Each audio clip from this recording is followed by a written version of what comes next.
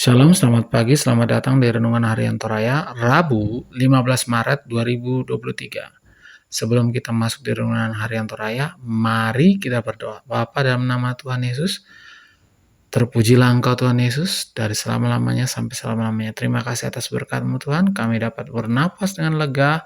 Hari ini kami akan baca firman-Mu, biarlah firman-Mu itu tetap di hati kami dan kami lakukan setiap hari di dalam nama Tuhan Yesus. Haleluya, haleluya, haleluya, amin. Pembacaan kita terdapat pada Mazmur 81 ayat 1 sampai 8. Mazmur 81 ayat 1. Nyanyian pada waktu pembaharuan perjanjian. Untuk pemimpin biduan menurut lagu Gitit dari Asaf 81 sampai 2. Bersorak-sorailah bagi Allah kekuatan kita.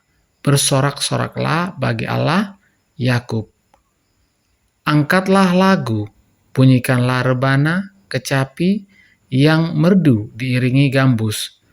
Tiuplah sangkakala pada bulan baru, pada bulan purnama, pada hari raya kita. Amin, firman Tuhan. Tema pagi ini adalah pembaharuan perjanjian. Perjanjian adalah sebuah kesepakatan yang dibangun oleh dua pihak atau lebih untuk suatu tujuan bersama.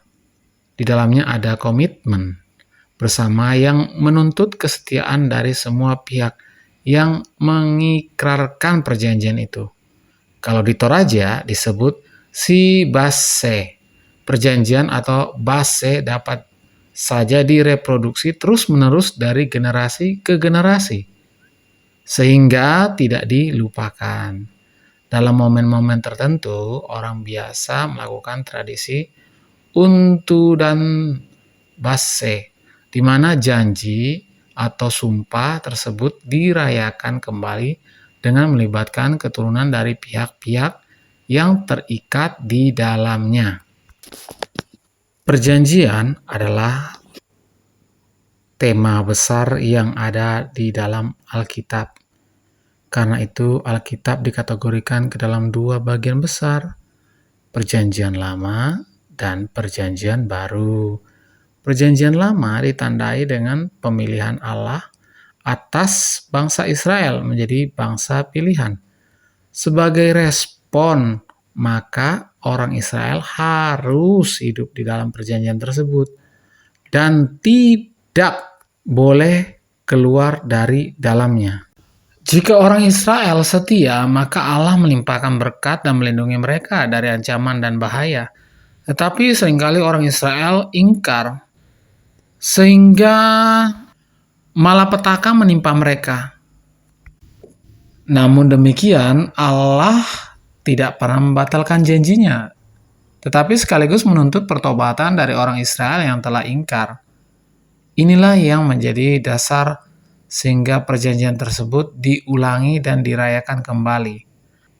Untun dan base, puji-pujian, tarian dan musik terbaik digelar untuk mengingat pertolongan dan ketetapan Tuhan yang membuat orang Israel hidup. Puncak dari perjanjian Allah ada dalam Yesus Kristus, dan perjanjian itu tidak lagi hanya terkurung di dalam lingkungan bangsa Israel saja, tetapi telah meluas sampai ke seluruh penjuru bumi, dan kita pun hidup di dalam perjanjian itu. Amin. Mari kita berdoa. Bapa, dalam nama Yesus, terima kasih atas firman-Mu. Biarlah firman-Mu ini tetap kami lakukan setiap hari di dalam nama Tuhan Yesus. Haleluya, haleluya, amin. Selamat pagi, selamat beraktivitas. Tuhan Yesus memberkati. Amin.